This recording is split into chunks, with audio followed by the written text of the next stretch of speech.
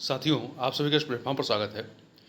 इस वीडियो में हम लोग जो है आगामी यूपी पीसीएस की प्रारंभिक परीक्षा के लिए जो पूर्व में पीसीएस की परीक्षाएं हुई हैं उत्तर प्रदेश लोक सेवा आयोग के द्वारा, उन प्रीवियस ईयर के प्रश्न पत्रों को हम लोग जो है एक-एक करके सॉल्व कर रहे हैं। और इसके लिए जो घटनाचक पब्लिकेशन की पीसीएस प्रारंभिक एवं मुख्य परीक्षा हल प्रश्न पत्र नाम से जो पुस्तक है, इस पुस्तक को यहाँ पर हम लोग देख रहे हैं। और यहाँ पर आप देखेंगे तो प्रारंभिक परीक्षा के जो अभी तक सारे प्रश्न पत्र हुए हैं उसको सॉल्व किया गया है, और साथ ही साथ 2012 से लेकर 2017 तक जो मुख्य परीक्षा में जो जीएस के प्रश्न पत्र थे पहले और दूसरे, जो कि ऑब्जेक्टिव टाइप के थे, उनको यहाँ पर सॉल्व किया गया है। तो आज के वीडियो में हम लोग जो है यूपी पीसीएस प्रारंभिक परीक्षा 2013 का जो सामान्य अध्ययन अर्थात जीएस वाला जो प्रश्न पत्र है, उस प्रश्न पत्र को हम लोग पूरी व्याख्या के साथ देखेंगे। और साथ ही यदि आपको इस पुस्तक का पीडीएफ चाहिए तो पुस्तक का जो पीडीएफ का लिंक है वो आपको डिस्क्रिप्शन बॉक्स में दे दिया जाएगा। घटनाचक पब्लिकेशन के द्वारा इसका जो पीडीएफ है, ई पीडीएफ, वो आपको फ्री में उपलब्ध कराया जा रहा है, तो उस लिंक से आप जा करके पीडीएफ को प्राप्त कर सकते हैं। तो चलिए हम लोग यहाँ पर 2013 का जो प्रश्न पत्र है उस प्रश्न पत्र को देख लेते हैं। देखिए, जो भी आपका आगामी पेपर होगा पीसीएस का, या आपने पहले के भी जो पेपर देखे होंगे उसमें आप देखेंगे कि जो प्रीवियस ईयर के क्वेश्चन होते हैं वो प्रत्यक्ष या अप्रत्यक्ष तौर पर रिपीट होते हैं और काफ़ी बड़ी संख्या में होते हैं। इसलिए आपको प्रीवियस ईयर के प्रश्न पत्रों को एक बार सॉल्व जरूर करना चाहिए। तो चलिए हम लोग 2013 के प्रश्न पत्र को देखते हैं। सबसे पहले हम लोग जो है भारतीय इतिहास के जो प्रश्न हैं उनको देखते हैं। पहला प्रश्न है कि निम्नलिखित में से कौन अलवार संत नहीं था। अलवार संत वो तो होते हैं जो विष्णु को मानते हैं, नैनार जो शिव को मानते हैं। ठीक है, जो वैष्णव होते हैं मतलब वैष्णव संप्रदाय वाले वो अलवार संत होते हैं, और जो शैव संप्रदाय को मानने वाले होते हैं वो नैनार होते हैं। तो इसमें से जो चार विकल्प हैं, इसमें से आपके पोइगई, पूडम और तिरुमंगई, ये तीन के तीनों जो हैं अलवार संत हैं। परंतु तिरुज्ञान ये अलवार संत नहीं बल्कि नैनार संत हैं। तो यहाँ पर आपका बी ऑप्शन सही हो जाएगा। आगे चलते हैं। अगला प्रश्न है कि गौतम बुद्ध द्वारा अपने धर्म में दीक्षित किया जाने वाला अंतिम व्यक्ति निम्नलिखित में से कौन था।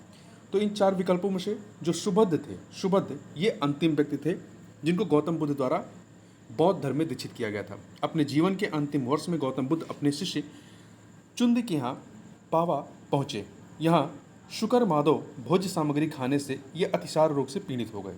फिर ये पावा से कुशीनारा चले गए और यहीं सुबुद्ध को उन्होंने अपना अंतिम उपदेश दिया था।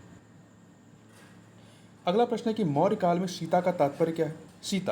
सीता जो है ये राजकीय भूमि से प्राप्त आय जो होती थी मौर्य काल में, उसे सीता कहा जाता था। ठीक है। अगला है गायत्री मंत्र के नाम से प्रसिद्ध मंत्र जो है सर्वप्रथम किस ग्रंथ में मिलता है। तो ये आपका इसका उल्लेख जो है ऋग्वेद में मिलता है। किसमें मिलता है? ऋग्वेद में मिलता है। ऋग्वेद के तृतीय मंडल में इसका उल्लेख किया गया है। आगे चलते हैं अगले प्रश्न पर। अगला प्रश्न है कि शिव की दक्षिणा मूर्ति प्रतिमा उन्हें किस रूप में प्रदर्शित करती है। जो शिव की दक्षिणा मूर्ति प्रतिमा है उन्हें किस रूप में प्रदर्शित करती है। तो ये शिक्षक के रूप में, किस रूप में? एक शिक्षक के रूप में उन्हें प्रदर्शित करती है। देखिए, शिव की दक्षिणा मूर्ति प्रतिमा उन्हें गुरु या शिक्षक के रूप में प्रदर्शित करती है। इस रूप में शिव अपने भक्तों को सभी प्रकार का ज्ञान प्रदान करते हुए माने गए हैं। इस रूप में शिव की दक्षिण दिशा में मुख किए हुए प्रतिमा स्थापित की गई है। अगला है चीनी लेखक। जो चीनी लेखक थे वो भारत का उल्लेख किस नाम से करते हैं। तो इनुतु नाम से करते हैं भारत का उल्लेख, या भारत को जो नाम वो लिखते हैं वो क्या लिखते हैं? इनुतु लिखते हैं। ठीक है। देखिए, प्राचीन कालीन चीनी लेखकों ने भारत का उल्लेख इंतु या थियांतु, दो नाम है, इंतु या थियांतु नाम से किया हुआ है। अगला प्रश्न है कि फिरोज तुगलक द्वारा स्थापित दारुल उल सफ़ा क्या था। दारुल उल सफ़ा जो है एक खैराती अस्पताल था। अगला है उत्तर भारत में चांदी का सिक्का जिसे टंका कहा जाता था, जारी करने वाला कौन मध्यकालीन शासक था। उत्तर भारत में चांदी का सिक्का टंका जारी करने वाला कौन मध्यकालीन शासक था। तो ये था इल्तुतमिश ने जो है चांदी का सिक्का टंका जारी किया था। सल्तनतकालीन शासक इल्तुतमिश का शासनकाल 1211 से 1236 ईस्वी तक रहता है। इसने चांदी का सिक्का टंका और तांबे का सिक्का जीतल जारी किया था। अगला है निम्नलिखित में से कौन सा युग में सही सुमेलित नहीं है। तो देखिए, चार विकल्प है। पहला, पुनः जजिया लगाना, फर्रुखसियर ने लगाया था, सही है। मसूलीपट्टम पर अधिकार फोर्ड ने किया था, फोर्ड ने किया था, कर्नल फ्रांसिस फोर्ड ने, सही है। सती प्रथा का निषेध अधिनियम लॉर्ड विलियम बेंटिक के समय में आता है, सही है। दासता का अंत मैल्कम के समय में नहीं होता है, ठीक है। दासता का अंत जो है वो लॉर्ड एलन बैरो के द्वारा किया गया था, ना कि मैल्कम के द्वारा। तो यहाँ पे डी वाला विकल्प सही नहीं है। थोड़ी सी व्याख्या देखते हैं।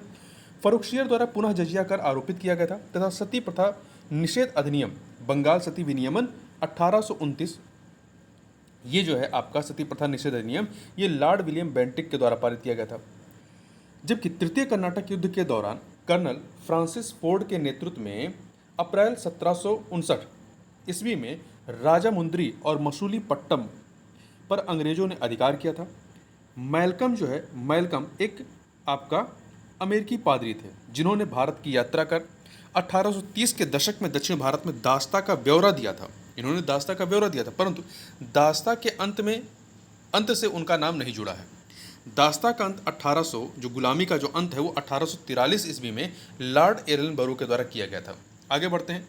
अकबर की इच्छा अनुसार किसने रामायण का फारसी भाषा में या फारसी में अनुवाद किया था? तो ये अनुवाद जो है अब्दुल कादिर बदायूनी ने जो है अकबर के शासनकाल में रामायण का फारसी भाषा में अनुवाद किया था। अगला प्रश्न है कि निम्नलिखित में से किसने जहांगीर के विरुद्ध विद्रोह किया था? तो देखिए, जहांगीर के विरुद्ध विद्रोह में जो ये 4 विकल्प हैं, 4 नाम दिए गए, इनमें से 3 लोग जो है शामिल थे। पहला है खुर्रम, महाबत खां और खुसरो। आसफ खां इसमें शामिल नहीं था। तो 2, 3, 4 डी ऑप्शन हो जाएगा। देखिए, जहांगीर के सबसे बड़े पुत्र, अकबर के बाद जहांगीर शासक बनता है, तो जहांगीर के सबसे बड़े पुत्र खुसरो ने जहांगीर के गद्दी पर बैठने के शीघ्र बाद विद्रोह किया था, जो कि 1606 ईस्वी में पराजित हुआ। 1623 ईस्वी में शहजादे खुर्रम के विद्रोह, खुर्रम फिर करता है, खुर्रम के विद्रोह का महाबत खां के नेतृत्व वाली मुगल सेना ने दमन किया और 1626 ईस्वी में महाबत खां ने जहांगीर के विरुद्ध विद्रोह किया था। तो इस प्रकार से खुर्रम, महाबत खां और खुसरो ये जहांगीर के विरुद्ध विद्रोह करने वालों में शामिल थे, जिसमें आसफ खां शामिल नहीं था। आगे बढ़ते हैं। निम्नलिखित में से कौन जहांगीर के दरबार में ब्रिटिश शासक जेम्स प्रथम का राजदूत था? तो इन चारों में से जो है जेम्स प्रथम का राजदूत कोई नहीं था। देखिए क्यों, थोड़ा सा व्याख्या देखते हैं। सर थॉमस रो ब्रिटिश शासक जेम्स प्रथम द्वारा भेजा गया प्रथम राजदूत था जो जहांगीर के दरबार में आता है। तो सर थॉमस रो इन चारों में से नाम ही नहीं है। विलियम हॉकिंस जो है, विलियम हॉकिंस 1608 से 1611 के समय में आता है। 1608 से 1611 रहता है भारत में। तो विलियम हॉकिंस जहांगीर के दरबार में ईस्ट इंडिया कंपनी द्वारा भेजा जाने वाला प्रथम अंग्रेज राजदूत तथा ईस्ट इंडिया कंपनी के प्रतिनिधि के रूप में मुगल दरबार में उपस्थित होने वाला पहला अंग्रेज था। देखिए प्रश्न क्या पूछा गया है कि निम्नलिखित में से कौन जहांगीर के दरबार में ब्रिटिश शासक जेम्स प्रथम का राजदूत था? तो जेम्स प्रथम का जो राजदूत था वो सर थॉमस रो था। सर थॉमस रो विकल्प में नहीं दिया गया है, ठीक है। जो विलियम हॉकिंस है, William Hawkins east India company द्वारा भेजा गया प्रथम अंग्रेज राजदूत था और यह ईस्ट इंडिया कंपनी के प्रतिनिधि के रूप में मुगल दरबार में उपस्थित होने वाला पहला अंग्रेज था। तो यदि आपको विकल्प मानना ही है तो आप ए मान सकते हैं, अदरवाइज कोई भी विकल्प इसमें सही नहीं है। आगे चलते हैं। निम्नलिखित में से किस आंदोलन के साथ अरुणा आसफ अली जुड़ी हैं? तो अरुणा आसफ अली का संबंध भारत छोड़ो आंदोलन से रहा है। 1942 के भारत छोड़ो आंदोलन के प्रारंभ होने पर सभी प्रमुख राष्ट्रवादी नेताओं के गिरफ्तार होने के बाद राम मनोहर लोहिया, अरुणा आसफ अली आदि ने भूमिगत रहकर आंदोलन का नेतृत्व किया था। अगला है, यहाँ पे 2 सूचियाँ हैं, एक तरफ रचनाकार है, दूसरी तरफ किताब है। तो इन्हें हमें बताना है कि कौन सी किताब किस रचनाकार ने लिखी है। तो लेडी कैथरीन मेयो की पुस्तक है मदर इंडिया, तो 2 से मिला दीजिए। लॉरी कॉलिंस एंड डोमिनिक लापियर, इनकी पुस्तक है आपका freedom at midnight. Ram Manohar Lohia की क्या है? राम मनोहर लोहिया की यह पुस्तक है guilty man of India's partition. 4 से मिलाइए। जवाहरलाल नेहरू की डिस्कवरी ऑफ इंडिया है, 3 से मिला दीजिए। तो 2143 ए ऑप्शन हो जाएगा। फिर से एक बार देख लेते हैं। लेडी कैथरीन मेयो की पुस्तक है mother India, Larry Collins and Dominique Lapierre की पुस्तक है freedom at midnight, Ram Manohar Lohia की पुस्तक है guilty man of India's partition, वहीं जवाहरलाल नेहरू की पुस्तक है डिस्कवरी ऑफ इंडिया। अगला प्रश्न है कि 1942 में कांग्रेस के बंबई अधिवेशन में किसके द्वारा भारत छोड़ो आंदोलन या भारत छोड़ो प्रस्ताव प्रस्तावित किया गया था? तो ये प्रस्ताव जो है जवाहरलाल नेहरू के द्वारा प्रस्तावित किया गया था, जिसे सरदार वल्लभ भाई पटेल द्वारा अनुसमर्थित किया गया था। अगला प्रश्न, मुस्लिम लीग के लाहौर अधिवेशन की अध्यक्षता किसने की थी? लाहौर अधिवेशन 1940 की अध्यक्षता किसने की थी? तो मोहम्मद अली जिन्ना ने। किसने की थी? मार्च 1940 में मोहम्मद अली जिन्ना ने की थी। देखिए, मार्च 1940 में संपन्न मुस्लिम लीग के लाहौर अधिवेशन में ही मुस्लिम लीग के द्वारा पाकिस्तान प्रस्ताव पारित किया गया था। मुस्लिम लीग के इस अधिवेशन की अध्यक्षता मोहम्मद अली जिन्ना ने की थी।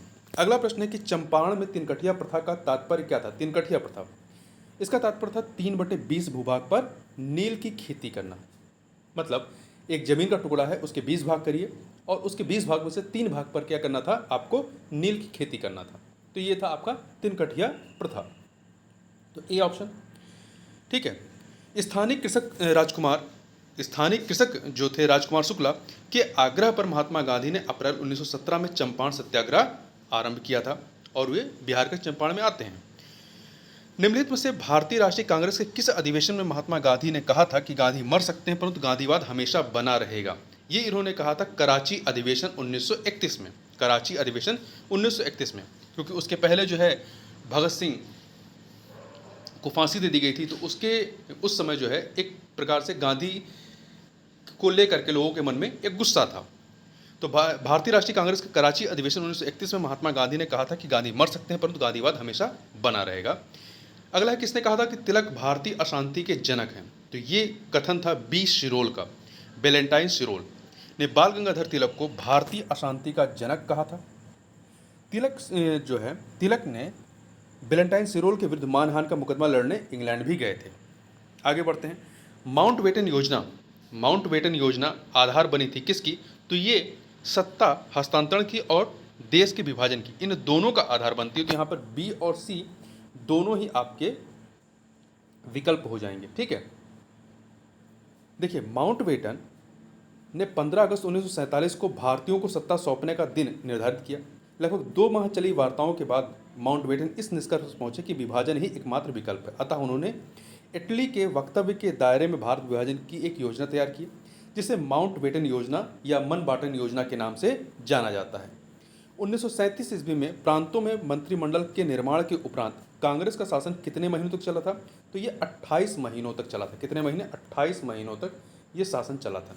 देखिए, अंग्रेजी सरकार के साथ महीनों की जद्दोजहद के बाद कांग्रेस कार्यकारिणी समिति ने 1935 के अधिनियम के तहत सरकार में आना स्वीकार कर लिया।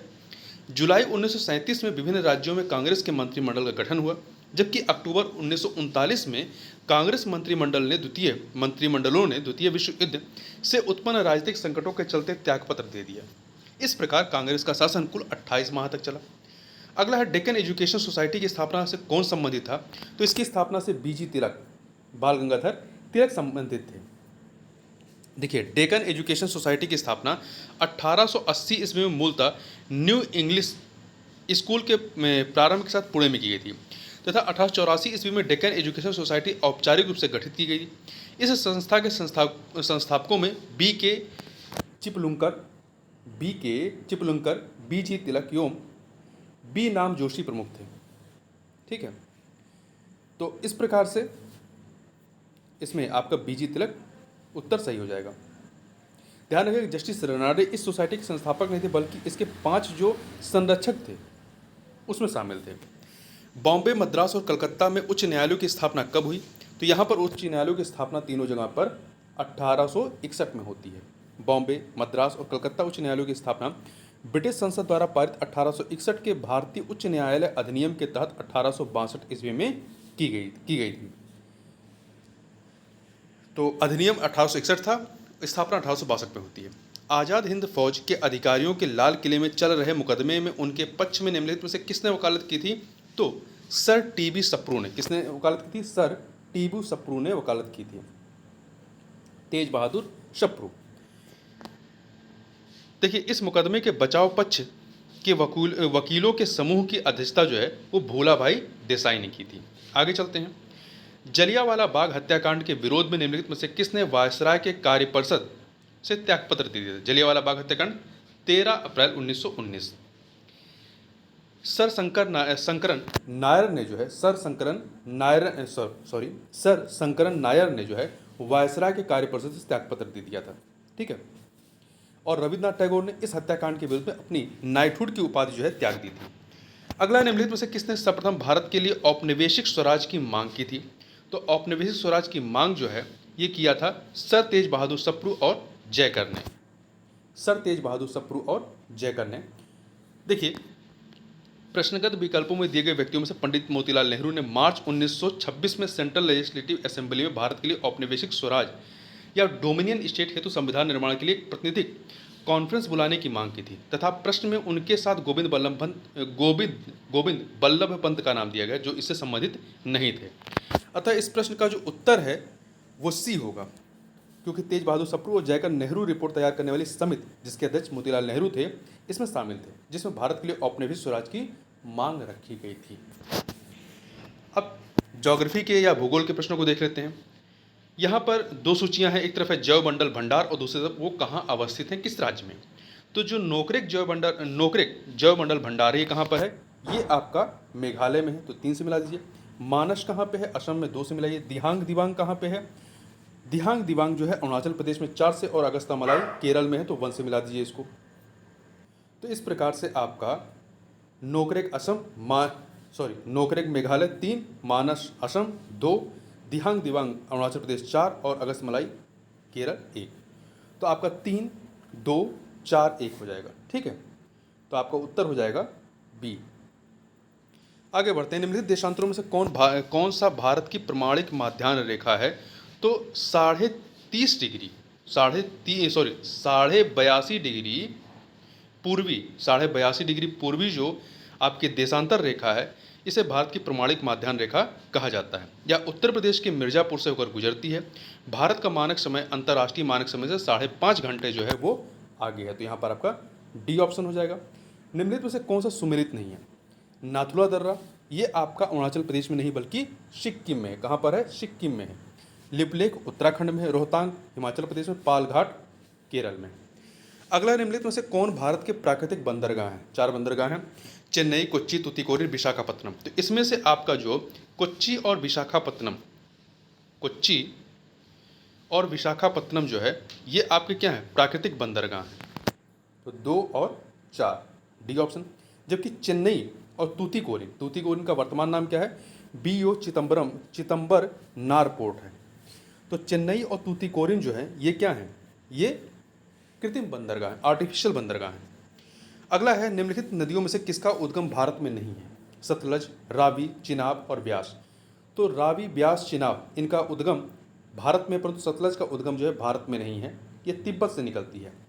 इसका उद्गम जो है तिब्बत के राकसताल झील से होता है जो कैलाश पर्वत के पास अवस्थित है, तो तिब्बत भारत में है नहीं। अगला है 2 सूचियां हैं उद्योग और स्थान, इन्हें सुमेलित करना है। कागज उद्योग के लिए कौन सा है? तो कागज उद्योग के लिए आपका टीटागढ़ है, 3 से मिलाइए। सीमेंट के लिए आपका लखेरी है, 4 से मिलाइए। लोहा और इस्पात भिलाई, 2 से मिलाइए। खनिज तेल शोधनशाला अम्बाला मुकुल, 1 से मिला दीजिए। तो आपका हो जाएगा क्या? 3, 4, 2, 1 बी ऑप्शन हो जाएगा। अगला है कथन कांड का प्रश्न है, काली मिट्टी कपास की खेती के लिए उपयुक्त होती है। सही है, कारण उनमें जैव तत्व प्रचुर मात्रा में होता नहीं, उसमें आपके जो जैव पदार्थ होते हैं और नाइट्रोजन इसकी कमी होती है। ठीक है, तो यहाँ पे कथन तो सही है परंतु कारण जो है वो सही नहीं है, इसलिए आपका सी ऑप्शन यहाँ पर सही हो जाएगा। देखिए, काली मिट्टी में तीव्र जल धारण की क्षमता पाई जाती है। यह भीगने पर ठोस और चिपचिपी हो जाती है और सूखने पर आकुंचित योम दरार युक्त, मतलब इसे मोटी मोटी दरारें पड़ जाती हैं, इसलिए इसे स्वतः जुताई वाली मिट्टी कहा जाता है। यह मिट्टी कपास एवं अरहर जैसी फसलों के लिए उपयुक्त होती है। इस मिट्टी का रंग गहरा काला से हल्का काला और चेस्टनट की तरह होता है। सामान्यतः इसमें लोहा, चूना, कैल्शियम, पोटास, एल्युमिनियम और मैग्नीशियम कार्बोनेट की प्रचुरता पाई जाती है, परंतु इसमें नाइट्रोजन, फास्फोरस और जैव पदार्थों की कमी पाई जाती है। ठीक है, आगे चलते हैं। अगला प्रश्न, निम्नलिखित आर्द्र क्षेत्रों में से किन्हें रामसर का दर्जा प्राप्त है? तो चिल्का झील, लोकटक, केवलादेव, बुलर झील, इन सभी को जो है रामसर का दर्जा मिला हुआ है। चिल्का झील उड़ीसा में है, चिल्का झील जो है उड़ीसा में है। यहाँ पे देखिए जो नाम दिए गए हैं यहाँ बताया गया है कि 75 रामसर स्थल हैं, परंतु वर्तमान में 75 नहीं बल्कि 80 रामसर स्थल हो गए हैं। ठीक है, तो आंकड़े अब बढ़ गए हैं। आगे चलते हैं। अगला है, दो सूचियां दी गई हैं, तापीय परियोजना और किस स्थान पर वो स्थित हैं, किस राज्य में, तो इन्हें सुमेलित करना है। देखिए, जो उकाई उकाई तापीय परियोजना है, इसका संबंध किससे है? गुजरात से, 2 से मिलाइए। पत्रातु पत्रातु का संबंध झारखंड से है, 1 से मिलाइए। पेंच महाराष्ट्र से, पेंच जो है महाराष्ट्र नहीं मध्य प्रदेश से। ठीक है, मध्य प्रदेश, तो 4 से। डाभोल जो है महाराष्ट्र, 3 से। तो क्या हो जाएगा? 2143 बी ऑप्शन। फिर से देख लीजिए, उकाई जो तापीय परियोजना है गुजरात का है, पत्रातु झारखंड का है, पेंच मध्य प्रदेश का है और डाभोल महाराष्ट्र का। फिर से दो सूचियां हैं, उद्योग और उसके केंद्र, मतलब उद्योग और ये केंद्र कहाँ पर, ये उद्योग कहाँ पर है, किस इसका केंद्र कहाँ है? एल्युमिनियम का जेके नगर, एल्युमिनियम का जेके नगर, तो यहाँ पर 3 से मिला दीजिए। तांबा मलाजखंड, 1 से मिलाइए। जस्ता जस्ता का टुंडू टुंडू, 2 से मिलाइए। जूट का भाटपाड़ा भाटपाड़ा, 4 से मिला दीजिए। तो 3124 बी ऑप्शन हो जाएगा। फिर से देख लीजिए, एल्युमिनियम जेके नगर, तांबा मलाजखंड, जस्ता टुंडू, टुंडू कहाँ है? झारखंड में। जूट भाटपाड़ा पश्चिम बंगाल में। आगे चलते हैं। बेतार संचार पृथ्वी की सतह को निम्नांकित द्वारा परावर्तित की जाती है। तो ये आयन मंडल जो बेतार संचार है, ये पृथ्वी की सतह को, मतलब पृथ्वी की सतह पर कैसे आती है? तो आयन मंडल के द्वारा परावर्तित होने से आती है। ठीक है, तो यहाँ पर आपका सी ऑप्शन हो जाएगा। अगला है, दो सूचियाँ दी गई हैं, कोयला क्षेत्र और किस देश से संबंधित है? जो डोनेट्स कोयला क्षेत्र है, इसका संबंध यूक्रेन से है। महत्वपूर्ण, याद रखिएगा, यूक्रेन वर्तमान में काफ़ी चर्चा में भी है, यूक्रेन रशिया युद्ध की वजह से। तो डोनेट्स यूक्रेन, तो यहाँ पे 4 से मिलाइए। कुजनेट्स्क, ये आपका कहाँ पर है? रशिया में, तो 3 से मिला दीजिए। लंकाशायर जो है आपका यूके में है, यूनाइटेड किंगडम में, 2 से मिलाइए। शार जर्मनी में है, शार कोयला क्षेत्र जर्मनी में है, तो 1 से मिला दीजिए। तो आपका हो जाएगा 4321 आपका बी ऑप्शन हो जाएगा। फिर से एक बार देख सकते हैं आप, डोनेट्स यूक्रेन में है, कुजनेट्स्क रूस में है, लंकाशायर यूके में है, और सार आपका जर्मनी में है। किस देश में उसके भौगोलिक क्षेत्र का उच्चतम प्रतिशत वनाच्छादित है? 4 देश हैं, चीन, भारत, इंडोनेशिया, जापान। तो इसमें से जापान, यदि विश्व बैंक संकेतक 2021 के अनुसार देखेंगे तो इसमें जापान का जो वनावरण परसेंटेज है 68.4 है, इंडोनेशिया का 48.4 है, भारत का 24.4 है और चीन का 23.6 है। तो इस प्रकार से जापान नंबर 1 पर आ जाएगा सर्वाधिक वाले में। यहाँ पर सर्वाधिक किसका है? जापान का, डी ऑप्शन। निम्नलिखित में से कौन सुमेलित नहीं है? तो देखिए, बोल्विया टीन के लिए सही है, ब्राज़ील लौह अयस्क के लिए सही है, मैक्सिको चांदी के लिए सही है, पेरू नाइट्रेट के लिए सही है। तो चारों विकल्प यहाँ पे सुमेलित हैं, कोई ऐसा नहीं जो सुमेलित नहीं है। ठीक है, देखिए, जो इंडियन मिनरल ईयरबुक 2021 है, इसके अनुसार बोल्विया का टिन भंडारण की दृष्टि से 5वां स्थान है, उत्पादन की दृष्टि से छठा है। ब्राज़ील का लौह अयस्क के भंडारण की दृष्टि से दूसरा और उत्पादन के दृष्टिकोण से तीसरा स्थान है। चांदी के उत्पादन में मैक्सिको का अग्रणी स्थान है, जबकि भंडारण की दृष्टि से यह 6ठे स्थान पर है। नाइट्रेट के उत्पादन में चिली और पेरू का प्रमुख स्थान है। आगे चलते हैं। विश्व में कुल कहवा उत्पादन के प्रतिशत की दृष्टि से शीर्ष देश कौन सा है? तो देखिए, ब्राज़ील है। कुल कहवा उत्पादन की दृष्टि से देखेंगे तो ब्राज़ील जो है वो शीर्ष पर है, टॉप पे है, जो लेटेस्ट आंकड़े हैं उसके अनुसार। ठीक है, तो ब्राज़ील नंबर 1 पर है, वियतनाम दूसरे पे है, इंडोनेशिया तीसरे पे है। तो ध्यान रखिएगा, ब्राज़ील नंबर 1 पर है, वियतनाम दूसरे पे, इंडोनेशिया तीसरे पे है और कोलंबिया जो है आपका चौथे पे है। आगे चलते हैं। अगला प्रश्न है आपका कि निम्नलिखित देशों को उनके नाभिकीय शक्ति संयंत्रों की संख्या के अवरोही क्रम में व्यवस्थित कीजिए और सही उत्तर का चयन कीजिए। मतलब नाभिकीय शक्ति संयंत्र सबसे अधिक कहाँ पे हैं, उस क्रम में।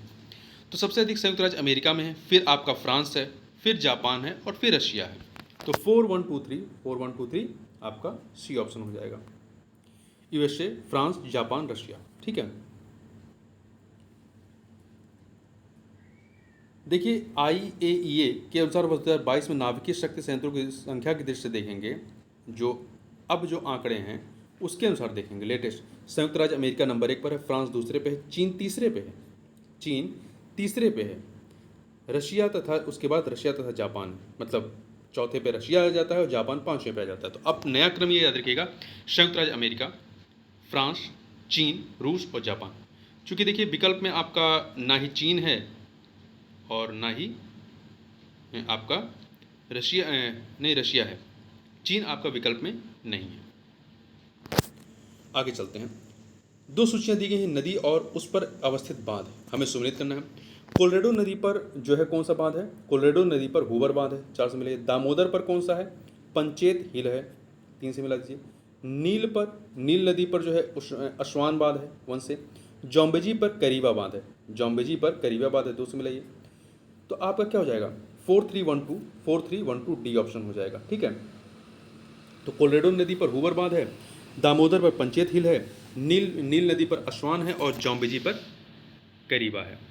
अगला निम्नलिखित में से कौन सा देश अपने कुल निर्यात से प्राप्त धन का लगभग 2/3 चावल के व्यापार से प्राप्त करता है?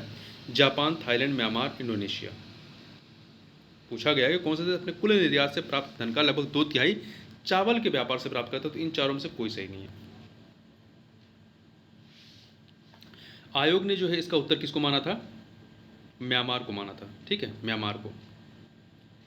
परंतु FAO के वर्ष 2020-21 के आंकड़ों के अनुसार चावल की मात्रा और मूल्य दोनों ही देश से शीर्ष निर्यातक देश USA है। इसके बाद दूसरे नंबर पे भारत आता है। एक निश्चित आकृति में व्यवस्थित तारों का समूह कहलाता है, क्या कहलाता है? उसे नक्षत्र कहते हैं। क्या कहते हैं? नक्षत्र कहते हैं या नक्षत्र मंडल कहते हैं, तारामंडल कहते हैं। अब पर्यावरण के प्रश्नों को देख लेते हैं। पारिस्थितिकी तंत्र के जैविक घटकों में कौन उत्पादक घटक? उत्पादक घटक आपके हरे पौधे होते हैं, ठीक है। अगला प्रश्न कथन कारण का प्रश्न है कि मरुस्थल शाश्वत ऊर्जा उत्पादन के प्रभावकारी स्रोत हो सकते हैं। सही है। कारण, क्योंकि जितनी ऊर्जा मानव जाति एक वर्ष में उपभोग करती है उससे अधिक ऊर्जा मरुस्थल 6 घंटों में सूर्य से प्राप्त कर लेता है। तो कथन कारण दोनों सही हैं और यहाँ पर व्याख्या भी हो रही है, इसलिए ये ऑप्शन हो जाएगा। आगे चलते हैं। अगला है, निम्नलिखित में से कौन सा गैस समूह ग्रीन हाउस गैस प्रभाव में योगदान देता है? तो ये है कार्बन डाइऑक्साइड और मीथेन। कार्बन डाइऑक्साइड और मीथेन जो है ये ग्रीन हाउस इफेक्ट में अपना योगदान देता है।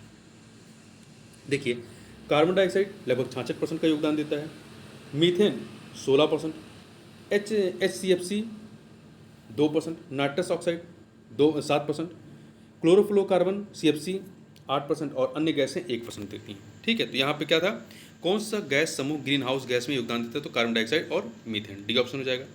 अगला है आपका सर्वाधिक स्थायी पारिस्थितिकी तंत्र निम्नलिखित में से कौन या निम्नांकित में से कौन सा है? तो जो महासागर है ये सबसे सर्वाधिक स्थायी पारिस्थितिकी तंत्र है आपका, तो यहाँ पर आपका सी ऑप्शन हो जाएगा। अगला प्रश्न है कि विलुप्त होने वाली प्रजातियों की सूचीबद्धता होती है किसमें? रेड डेटा बुक में, जो आयुष्मान की रेड डेटा बुक है उसमें। निम्नलिखित में से कौन सी जैव विविधता के संरक्षण के लिए महत्वपूर्ण रणनीति है? तो जैव मंडल रिजर्व, जो जैव मंडल रिजर्व है यहाँ पर इन सूटू स्वस्थानीय जैव विविधता संरक्षण किया जाता है। अगला है यूरो 2 मानकों को पूरा करने के लिए अति अल्प सल्फर डीजल में सल्फर की मात्रा क्या होनी चाहिए? 0.05% या इससे कम, 0.05% या इससे कम, ये ऑप्शन। जलवायु परिवर्तन का कारण क्या है? तो ग्रीन हाउस गैसें, ओजोन परत का क्षरण, प्रदूषण, ये सभी के सभी हैं, तो उपयुक्त सभी डी ऑप्शन हो जाएगा। निम्नलिखित में से कौन सा पदार्थ सार्वत्रिक तापन उत्पन्न करने में योगदान नहीं करता है, मतलब ग्लोबल वार्मिंग में? तो देखिए आपका सल्फर तथा नाइट्रोजन के ऑक्साइड ये नहीं करता है, मीथेन कार्बन डाइऑक्साइड जलवाष्प करता है, परंतु सल्फर तथा नाइट्रोजन के ऑक्साइड ये आपका ग्लोबल वार्मिंग में योगदान नहीं करते हैं, ये ऑप्शन। अगला है आपका कि निम्नलिखित में से कौन सी एजेंडा 21 की सही परिभाषा है? तो इसमें आप सी ऑप्शन पढ़ें। यह 21वीं सदी में विश्व पर्यावरण संरक्षण हेतु एक कार्य योजना है। इसको कब अपनाया गया था? जो 1992 में जो प्रथम पृथ्वी सम्मेलन होता है वहाँ पर इसको अपनाया गया था, ब्राज़ील के रियो डी जेनेरियो में ये सम्मेलन हुआ था। अगला है इको मार्क योजना 1991। इको मार्क योजना 1991 में उपभोक्ताओं को ऐसे उत्पादों को खरीदने के लिए प्रोत्साहित करने हेतु आरंभ की गई, जिनका पर्यावरणीय प्रभाव कम हानिकारक हो। निम्नलिखित उपभोक्ता उत्पादों में से कौन सा इस योजना के अंतर्गत अधिसूचित नहीं है? देखिए, साबुन एवं अपमार्जक शामिल है, कागज एवं प्लास्टिक शामिल है, सौंदर्य प्रसाधन एवं एरोसोल शामिल है, परंतु इसमें औषधियाँ एवं प्रतिजैविकी शामिल नहीं है। D option.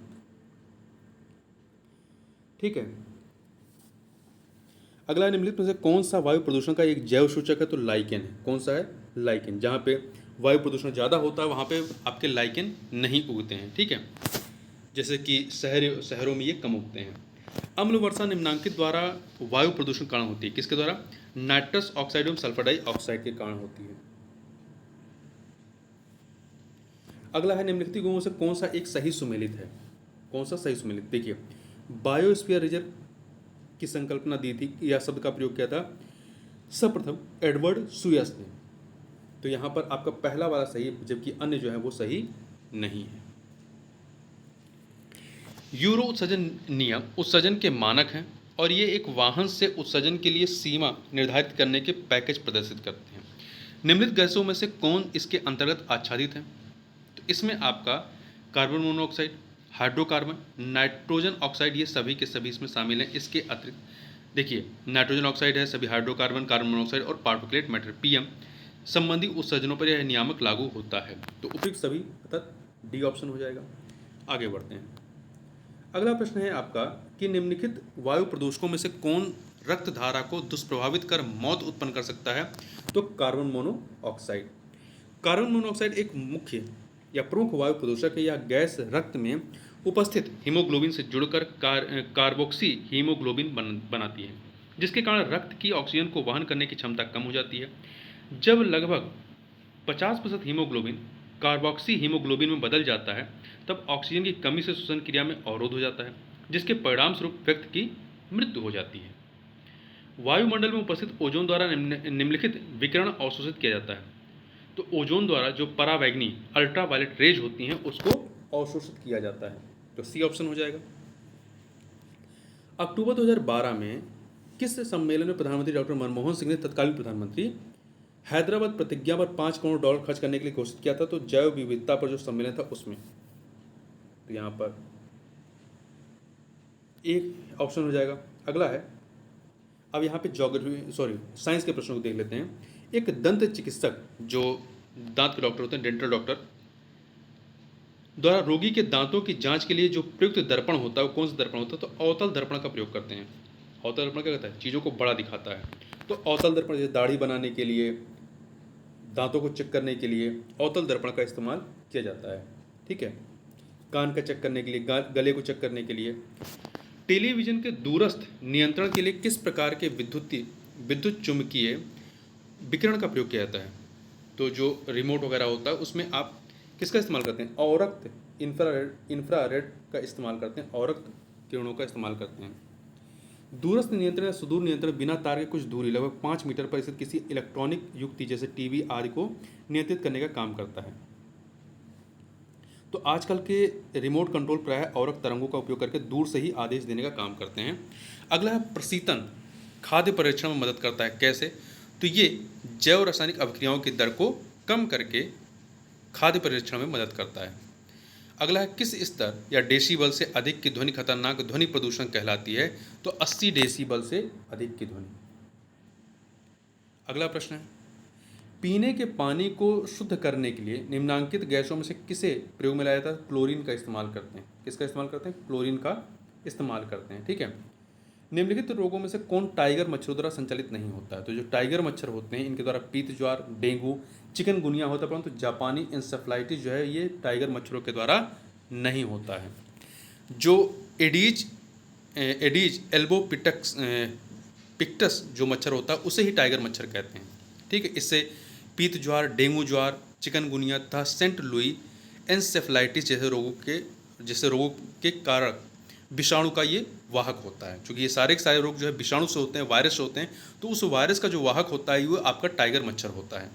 जापानी इंसेफ्लाइटिस रोग का कारक जो है वो फ्लैवीविराइडी कुल का विषाणु होता है, वायरस होता है।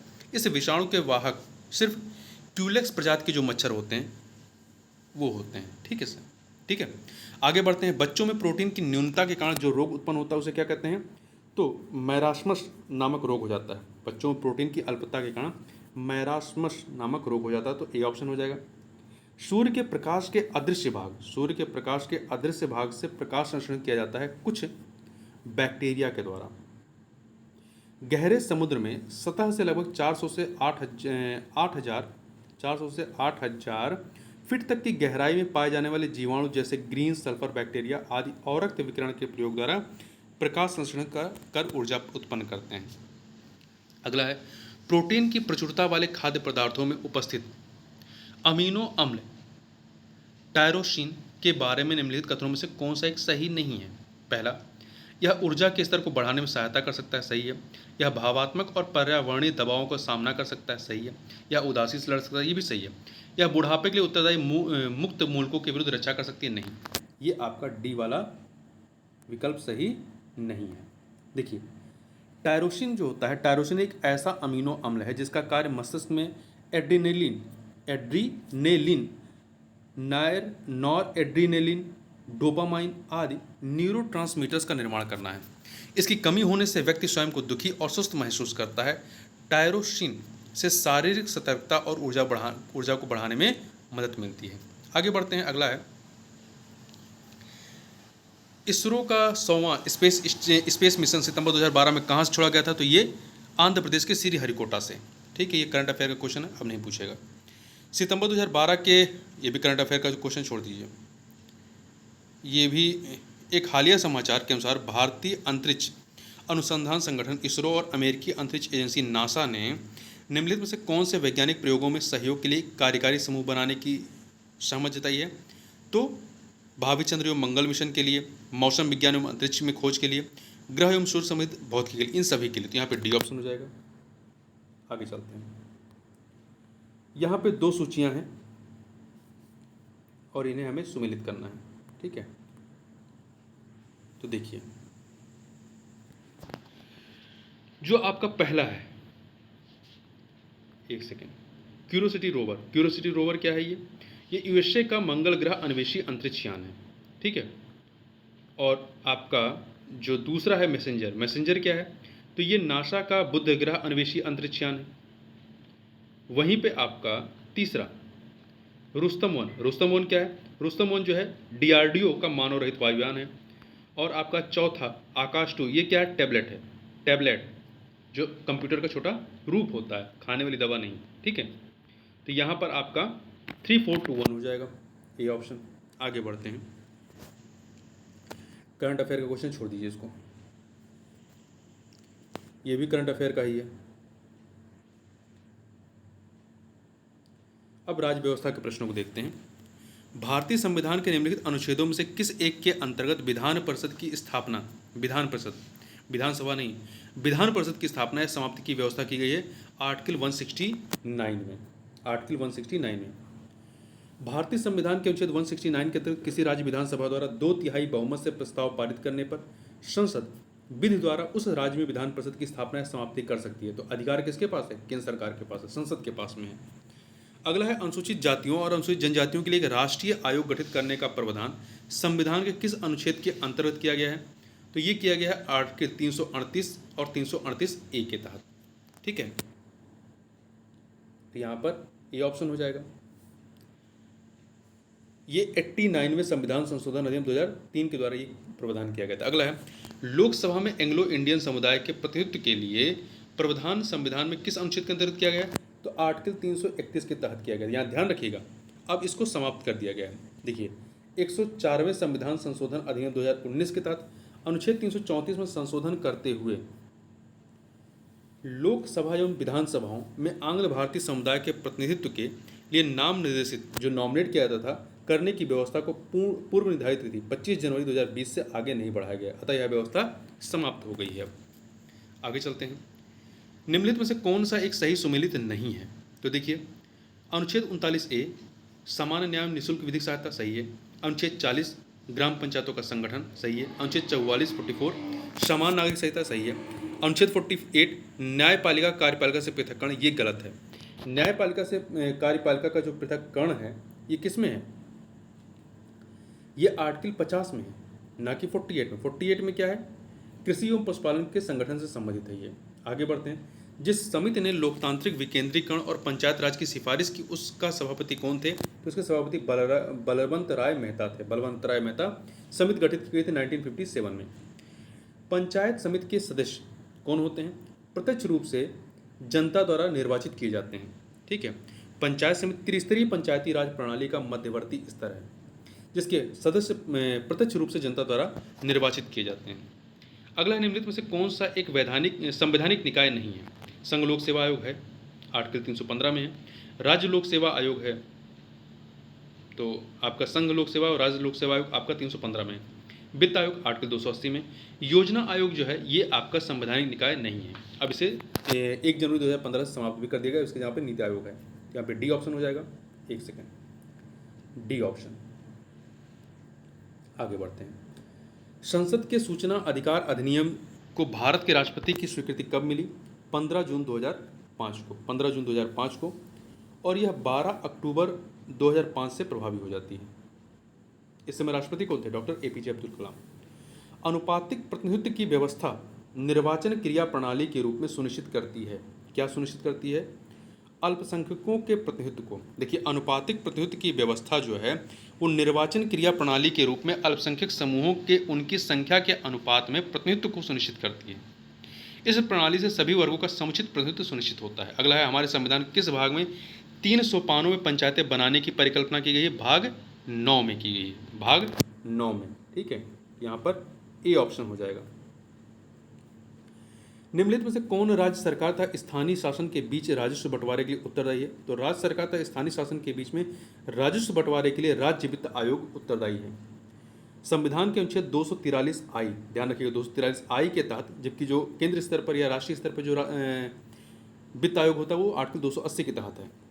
तो 243 आई के तहत राज्यपाल द्वारा गठित राज्य वित्त आयोग राज्य सरकार तथा स्थानीय शासन के बीच राजस्व बंटवारे के लिए मार्गदर्शक सिद्धांत सुझाने हेतु उत्तरदायी है। अगला प्रश्न है कि भारत के सर्वोच्च न्यायालय के संबंध में निम्नलिखित में से कौन सा कथन सही है? इसका केवल मूल क्षेत्राधिकार है? नहीं, और भी हैं। क्षेत्राधिकारों में मूल है, अपीलीय है और परामर्श संबंधी क्षेत्राधिकार तीनों शामिल हैं। इसका केवल अपीलीय क्षेत्राधिकार नहीं, इसका केवल परामर्श संबंधी क्षेत्राधिकार नहीं, ये सभी हैं। तो इसका मूल, अपीलीय और परामर्श संबंधी क्षेत्राधिकार, तो यहाँ पे डी ऑप्शन हो जाएगा। निम्नलिखित राज्यों में से किस में 1967 से 1971 के मध्य अधिकतम गठबंधन सरकारें बनाने का रिकॉर्ड है? तो बिहार में। 1967 से 71 के बीच बिहार में 2 बार, उत्तर प्रदेश, पंजाब एवं हरियाणा में एक बार गठबंधन सरकारों का गठन हुआ था। अगला है, निम्नलिखित कथनों में से कौन सा सही नहीं है? देखिए, संविधान संशोधन विधेयक संसद के दोनों सदनों द्वारा अलग अलग विशेष बहुमत से पारित होना चाहिए, सही है। सर्वोच्च न्यायालय में संविधान संबंधी मामलों की सुनवाई कम से कम 5 न्यायाधीशों द्वारा की जाती है, इसे संविधान पीठ कहते हैं, सही है। प्रेस की स्वतंत्रता, मूलाधिकार, वाक स्वातंत्र और अभिव्यक्ति स्वातंत्र में सम्मिलित है।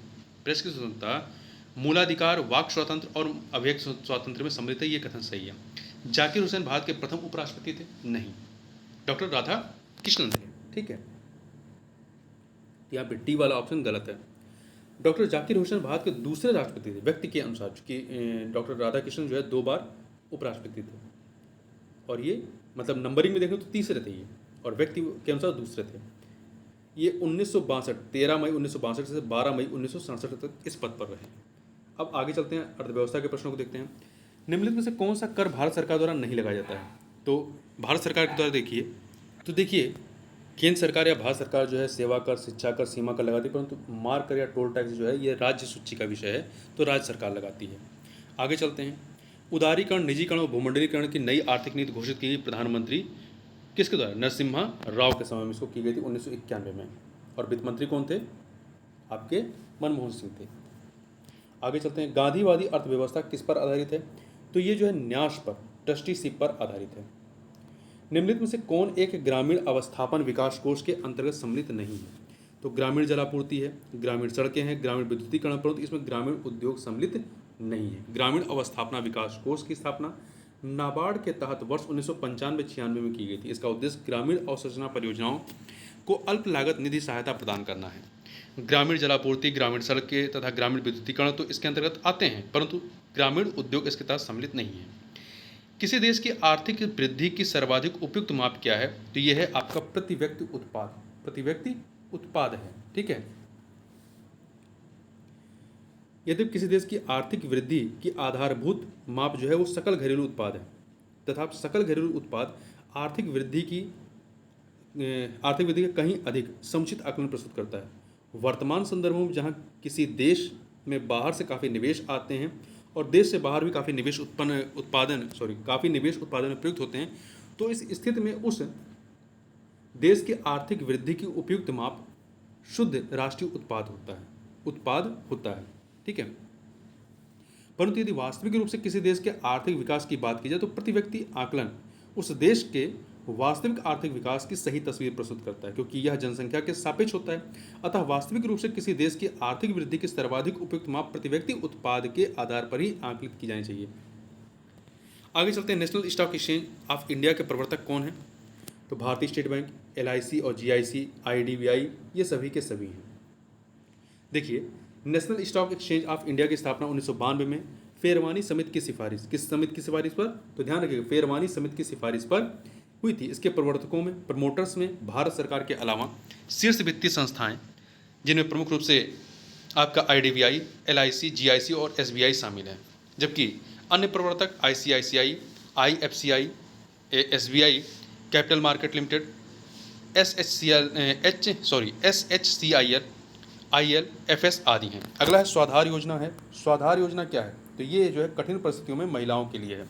स्वाधार भारत सरकार के महिला और बाल विकास मंत्रालय द्वारा कठिन परिस्थितियों में रह रही महिलाओं के लाभार्थ प्रायोजित योजना है, जिसका प्रारंभ 2001-2002 में किया गया था।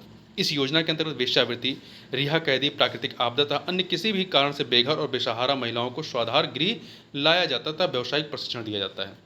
अगला है प्रधानमंत्री ग्रामोदय योजना का ध्येय क्या है, उद्देश्य क्या है? तो इसका उद्देश्य ग्रामीण आवश्यकताओं की पूर्ति, जैसे कि प्राथमिक शिक्षा, स्वास्थ्य रक्षण, पेयजल, आवास, ग्रामीण सड़कें इत्यादि। तो यहाँ पर ए ऑप्शन हो जाएगा। देखिए, वर्ष 2001 में या 2001 से प्रारंभ प्रधानमंत्री ग्रामोदय योजना का उद्देश्य मूलभूत ग्रामीण आवश्यकताओं की पूर्ति करना है। अगला है भारत से निम्नलिखित में से कौन सा एक उत्पाद सामान्यतः निर्यात नहीं किया जाता है? तो यहाँ से गेहूँ, चावल, चीनी निर्यात, तो दाल नहीं होता है। सबसे अधिक दाल का प्रोडक्शन जो है भारत में होता है, और उत्पादक भी सबसे ज़्यादा है, उपभोक्ता भी सबसे बड़ा है, और आयात भी भारत को करना पड़ता है। तो दाल का निर्यात भारत से नहीं होता है। तो यहाँ पर डी ऑप्शन हो जाएगा। अगला प्रश्न है कि राष्ट्रीय प्रतिदर्श सर्वेक्षण 61वें दौर, तो ये 61वें दौर का है, थोड़ा देख लेते हैं। 61वें दौर के आंकड़ों के अनुसार चालू प्रतिदिन स्थिति के आधार पर ग्रामीण और शहरी क्षेत्रों में बेरोजगारी लगभग कितनी है? 8%। परंतु यदि लेटेस्ट आंकड़ों को थोड़ा सा यहाँ देखें, अद्यतन जारी आवधिक श्रमबल सर्वेक्षण रिपोर्ट जुलाई 2021 से लेकर जून 2022 के अनुसार सामान्य स्थिति के आधार पर बेरोजगारी दर कितनी है? 4.1%। कितना है? 4.1%, ठीक है। फेमा विदेशी मुद्रा प्रबंधन अधिनियम को अंतिम रूप से लागू किया गया था कब, किस वर्ष? वर्ष 2002 में। इसको इंग्लिश में कहते हैं foreign exchange management act, FEMA. बाह्य व्यापार तथा भुगतान को सुविधाजनक बनाने एवं भारत में विदेशी मुद्रा बाजार के सुव्यवस्थित विकास और उसकी स्थिरता का संवर्धन करने के उद्देश्य फेरा, जो कि फॉरेन एक्सचेंज रेगुलेशन एक्ट था, के स्थान पर वर्ष 2002 से पूर्ण रूप से लागू हुआ। यह अधिनियम वर्ष 1999 में पारित हुआ था। वर्ष 2000 से इसने आंशिक रूप से कार्य करना प्रारंभ किया था। नए विवाद तो फेमा के अंतर्गत आए, परंतु पुराने विवाद फेरा के अंतर्गत वर्ष 2002 तक रहते हैं। अतः फेमा पूर्ण रूप से वर्ष 2002 से लागू होती है, 2002, अर्थात सी ऑप्शन हो जाएगा। आगे चलते हैं।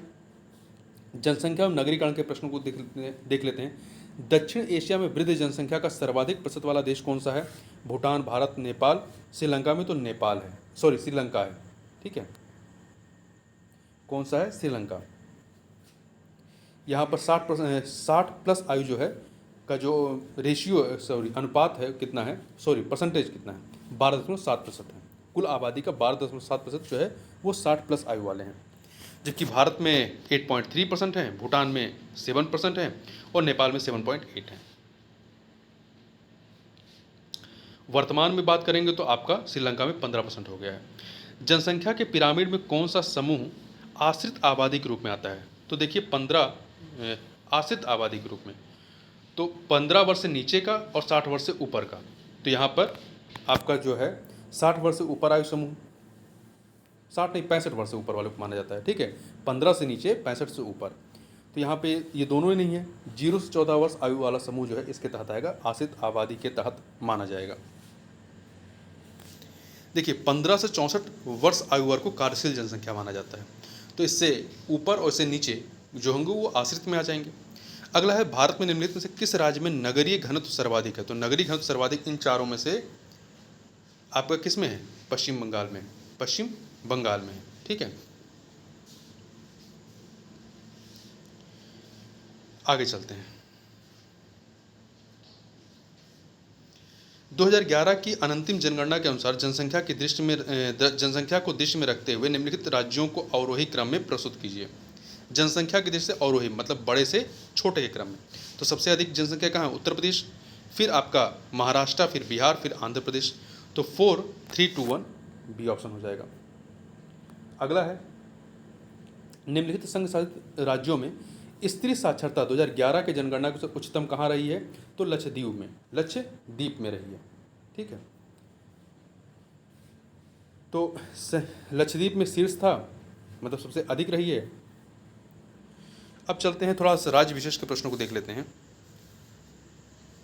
उत्तर प्रदेश सरकार ने 24 दिसंबर 2012 को अपने कार्यालयों में उद्योगपतियों, उद्योग संगठनों के सुलभ पहुंच के लिए पत्र या कार्ड जारी करने का निर्णय लिया। इस कार्ड का नाम क्या है? स्वर्ण पत्र है, स्वर्ण पत्र है, गोल्डन कार्ड। अगला है 2013 में, ये करंट का क्वेश्चन छोड़ दीजिए। उत्तर प्रदेश विधान परिषद की संपूर्ण सदस्य संख्या कितनी है? तो ये कितनी है? 108 है। एक सेकेंड देखिए, उत्तराखंड राज्य के गठन से पूर्व उत्तर प्रदेश विधान परिषद की कुल सदस्य संख्या 108 थी। वर्तमान में उत्तर प्रदेश विधान परिषद की कुल सदस्य संख्या 100 है, जिसमें विधानसभा निर्वाचन क्षेत्र से चुने गए सदस्य 38 हैं, स्थानीय निकाय निर्वाचन क्षेत्र से चुने गए सदस्य जो हैं 36 हैं, शिक्षक निर्वाचन क्षेत्र से चुने गए सदस्य 8 हैं, स्नातक निर्वाचन क्षेत्रों से चुने गए सदस्य 8 हैं तथा राज्यपाल द्वारा मनोनीत सदस्य 10 हैं। तो कुल कितने हैं? 100 हैं, 100 हैं, 108 नहीं। ये जब उत्तराखंड अलग नहीं हुआ था तब आपका 108 माना जाता है, परंतु उत्तराखंड अलग होने के बाद आपका 100 है। उत्तर प्रदेश जमींदारी उन्मूलन और भूमि सुधार अधिनियम 1950 अंतर्निहित है किसमें? 9वीं अनुसूची में। इसे जो है 9वीं अनुसूची में डाला गया था। अगला है, 2 सूचियां हैं, स्थान और उद्योग। तो देखिए यहाँ पर टेबल ही देख लेते हैं। चुर्क जो है सीमेंट के लिए, फिरोजाबाद चूड़ियों के लिए, अलीगढ़ ताले के लिए, मेरठ खेल के सामान के लिए। यहाँ मिला लीजिए। चुर्क जो है सीमेंट के लिए 3, फिरोजाबाद चूड़ियों के लिए 4, अलीगढ़ तालों के लिए, मेरठ खेल का सामान 2। तो 3, 4, 1, 2 हो जाएगा। 3, 4, 1, 2 आपका सी ऑप्शन हो जाएगा। आगे चलते हैं। राष्ट्रीय राजमार्ग विकास परियोजना के उत्तर दक्षिण तथा पूर्व पश्चिम गलियारे मिलते हैं कहाँ पर? झांसी में मिलते हैं। कहाँ पर मिलते हैं? झांसी में। इसकी शुरुआत जो हुई थी आपकी 1998 में हुई थी। मार्च, ये भी करंट अफेयर क्वेश्चन को हटा दीजिए, छोड़िए, आगे बढ़िए। उत्तर प्रदेश में एक बब्बर शेर सफारी स्थापित किया जा रहा है कहाँ पर? इटावा में।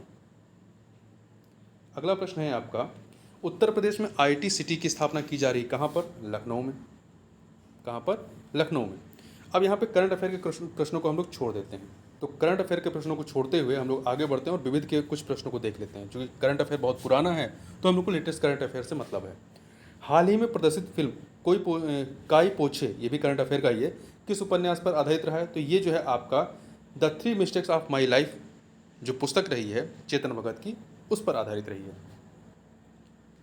किस राज्य का सचिवालय भवन जो है राइटर्स बिल्डिंग के नाम जाना जाता है? जो पश्चिम बंगाल का सचिवालय है उसे राइटर्स बिल्डिंग कहते हैं, ठीक है। मानसिक रूप से विकलांग हेतु राष्ट्रीय संस्थान निम्नलिखित में से कहाँ अवस्थित है? तो ये हैदराबाद में। कहाँ पर है? हैदराबाद में। कुछ अन्य संस्थानों को देख लेते हैं। राष्ट्रीय बौद्धिक दिव्यांगजन सशक्तिकरण संस्थान तेलंगाना के सिकंदराबाद में है। राष्ट्रीय दृश्य दिव्यांगजन सशक्तिकरण संस्थान देहरादून में है। राष्ट्रीय लोकोमोटर दिव्यांगजन संस्थान कोलकाता में है। अली यावर जंग राष्ट्रीय वाक एवं श्रवण दिव्यांगजन संस्थान कहाँ पे? मुंबई में। तो ये चारों याद रखिएगा, महत्वपूर्ण है, चाहे तो आप इसका स्क्रीनशॉट लेके रख सकते हैं। राम सेतु या एडम ब्रिज शुरू होता है कहाँ से? तो ये धनुषकोट से शुरू होता है।